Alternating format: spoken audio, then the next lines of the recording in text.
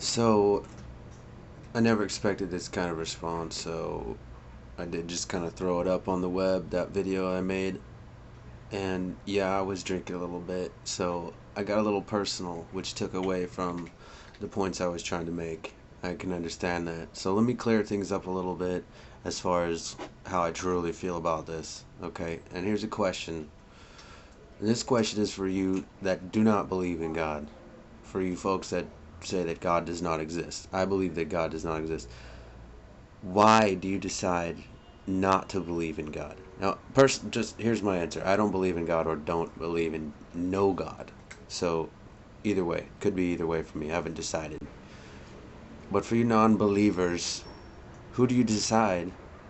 Why do you decide there's no God? Are you afraid you'll go to hell if there is a God? So you decide there isn't one? I'm thinking that that is what most people who have decided there's no God are actually afraid of. Is that if there is a God, I'm going to hell, and if there is a God, then I have to act a certain way, and they think all these things. But why do you decide not to believe in God? That is a question I pose to you folks that do not believe in God.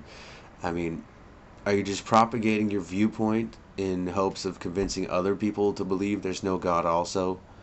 I mean, I can understand that. To stop killing each other in God's name, or in the name of Allah, or in the name of Jesus. To stop killing each other. Are you saying that nobody should believe in God because there's so many atrocities that are committed because of the belief in God?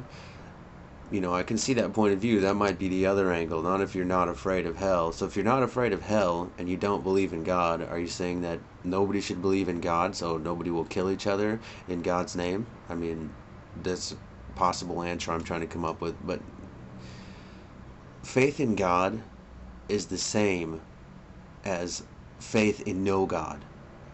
Anybody who believes in God has no proof that God exists. Anybody who believes in no God has no proof that God does not exist. Each side has evidence.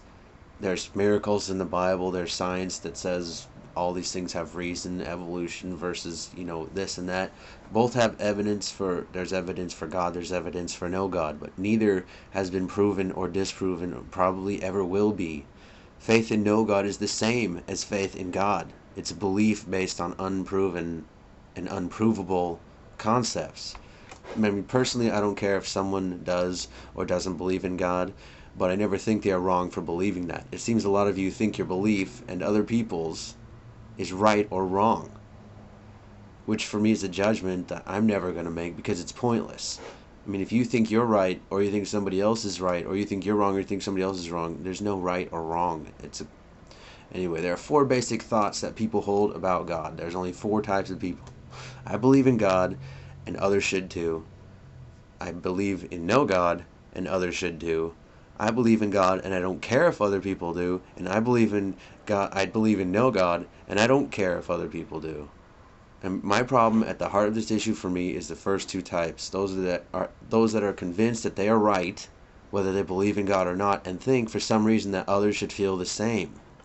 Believe or don't, you know. But if you think the other side is wrong, imagine how you'd feel if proof were discovered supporting the other side. If you believe in God, how would you feel if one day there was somehow proof there is no God? If you don't believe in God, how would you feel if there were proof supporting God?